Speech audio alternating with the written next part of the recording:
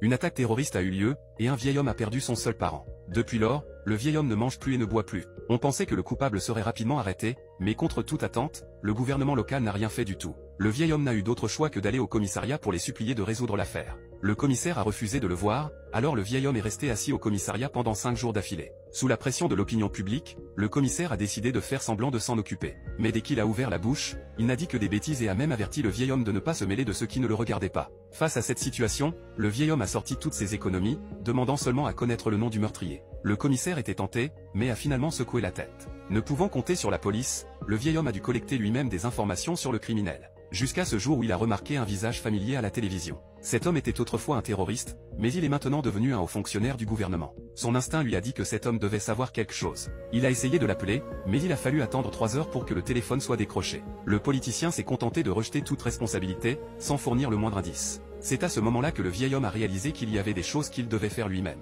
Il a écrasé son vieux téléphone et a enveloppé son nouveau téléphone dans du papier d'aluminium.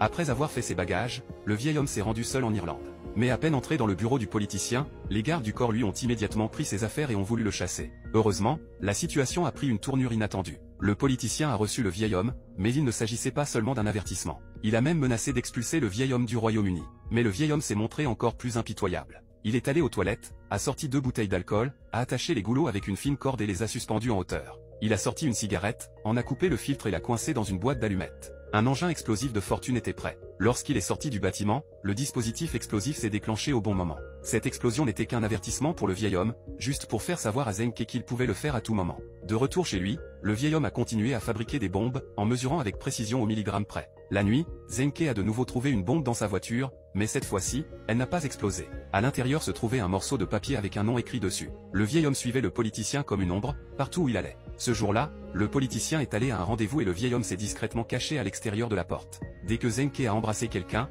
il a immédiatement reçu une photo du baiser sur son téléphone. Le texto disait « Je veux le nom ». Il a regardé autour de lui, mais n'a pas vu la silhouette du vieil homme. Par la suite, le politicien s'est caché dans une ferme, pensant qu'il pourrait ainsi se débarrasser complètement du vieil homme. Mais il ne s'attendait pas à ce que le vieil homme soit aussi tenace qu'un sparadrap.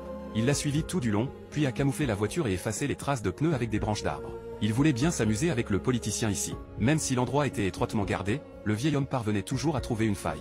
Il a caché la bombe dans le sous-sol, mais les gardes du corps ont remarqué que la porte avait été forcée. Dès qu'un garde est entré dans le sous-sol, le vieil homme l'a assommé d'un seul coup et l'a mis dans l'écurie pour éviter qu'il ne soit blessé par l'explosion. Quand le moment est venu, le dispositif explosif s'est déclenché. Cette fois, le politicien était complètement désespéré. Mais l'avertissement du vieil homme n'était pas terminé. Le lendemain, une autre explosion s'est produite dans la ferme, et cette fois, elle a révélé la cachette du vieil homme. Ils ont poursuivi en voiture au plus profond de la forêt. Pensez-vous que le vieil homme pourra s'échapper cette fois-ci ?